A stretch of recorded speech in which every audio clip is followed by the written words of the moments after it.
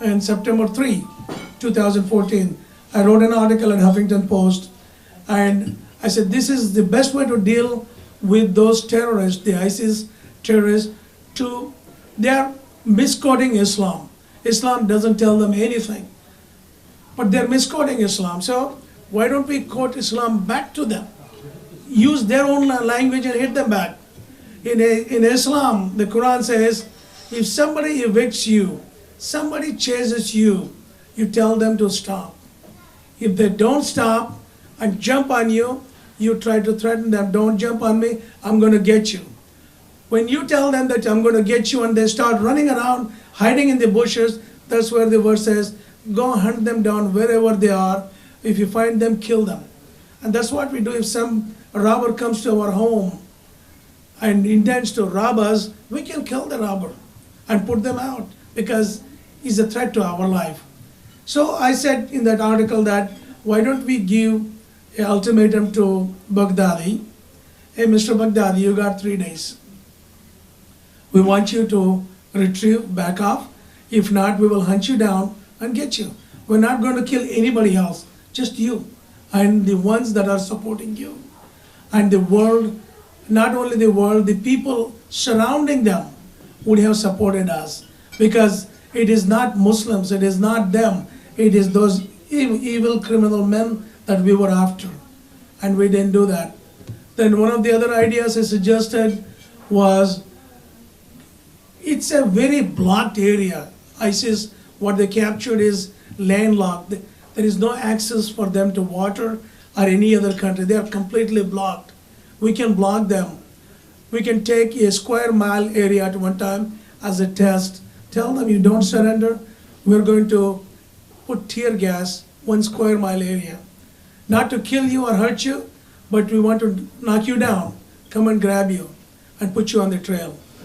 The reason I said on the trail is these guys, we talk about eliminating terrorism from the root. By killing them, we're not eliminating them. When we killed so many innocent people in Afghanistan, their children, their families, how revengeful they might be feeling. Why did we kill them? They were innocent. Marriages were conducted, we bombed them. And that is wrong. And so there is a hatred for that.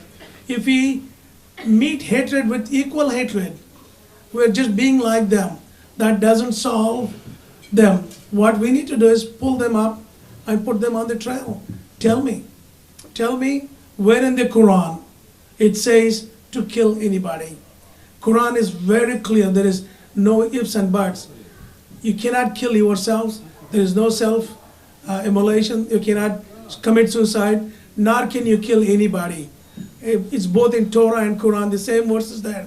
Killing one person is like killing the whole humanity.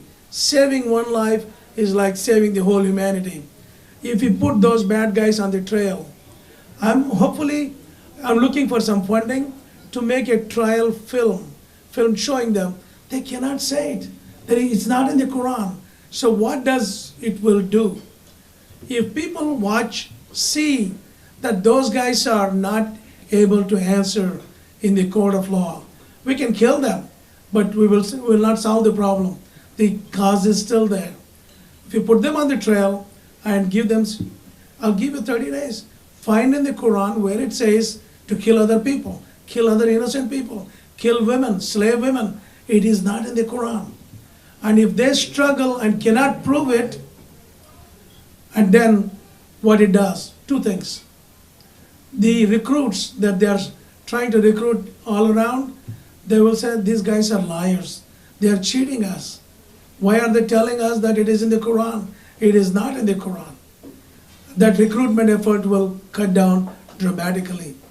Second thing would be they themselves will start thinking, questioning, why are we doing this?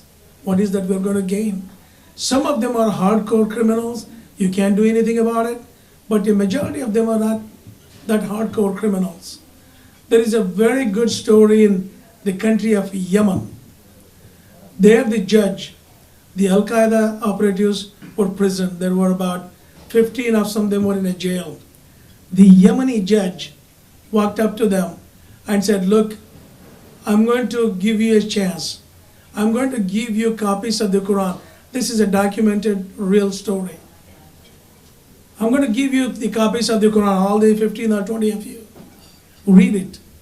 And if you find anything that is being told to you by Osama bin Laden, that this is what is in the religion, find it. If you find it, what he said is the truth, I will join you. If you don't find it, what shall I do with you?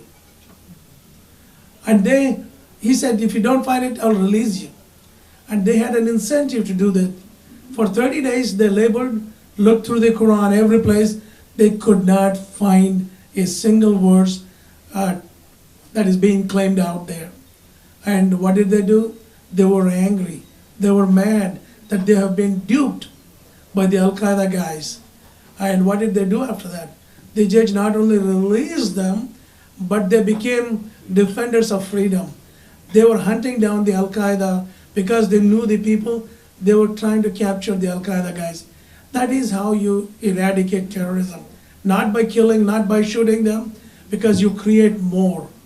You need to go to the root, and the root is, where do they find the source? Where are they quoting from? If you can prove them that they're wrong, and when they see it in open public that they're being proven to be wrong, we cut down the recruitment for them, one. Number two, and some of them will give up because they know, like the Al-Qaeda guys, said they were being duped to them. So those are the points.